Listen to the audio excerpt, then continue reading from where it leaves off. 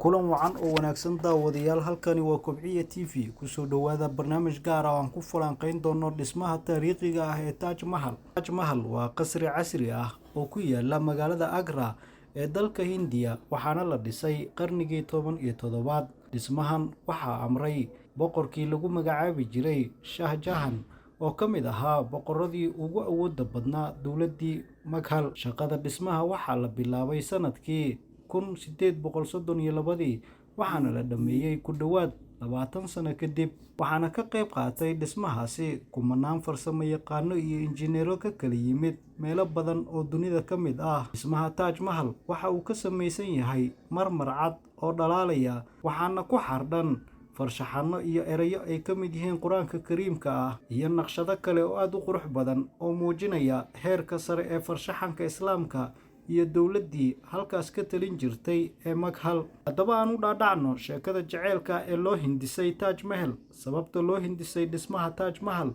waa mid ka mid ah sheekooyinka jaceylka ugu caansan taariikhda dunida inta soo martay. Shah Jahan waxa uu aad u jeclaa xaaskiisii lagu magacaabi jiray Mumtaz Mahal, taasoo ahayd haweeney qurux iyo xikmad isku darsatay. Mumtaz ayaa umul raacatay xilli ay dhalaysay ilmahoodii 14aad iyada iyo boqorka.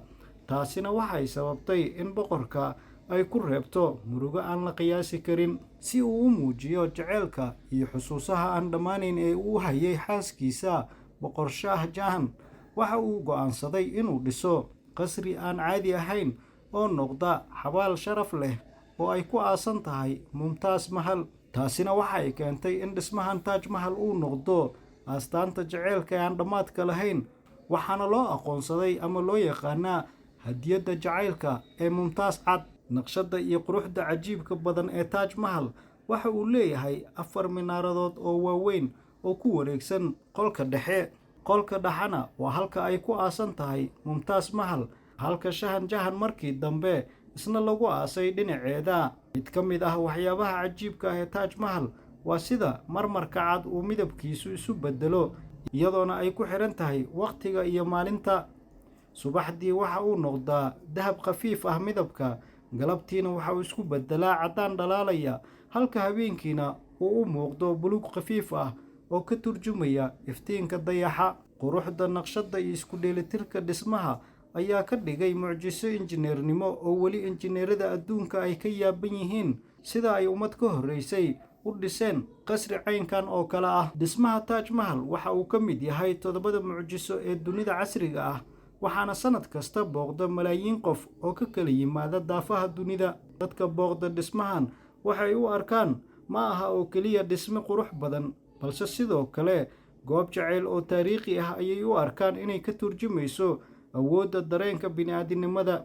Taj Mahal wuxuu sidoo kale astaan caalami ah u noqday jacayl, qurux iyo dhaxal taariikhi ah, waxaana lagu tilmaamaa dhismaha ugu quruxda badan ee abid loo dhisay jacayl dartiis. Haddaba daawadayaal, inta ayaan kusoo gabagabaynaynaa barnaamijkii gaarka ah ee aan ku falanqeynaynay mucjisooyinka uu kulansaday dhismaha taariikhiga ee Taj Mahal. daawada haddii aad ku cusub tahay channelkayaga, fadlan subscribe saaro oo kusoo biir si aad ula socoto muuqaallo kuwan oo kale ah.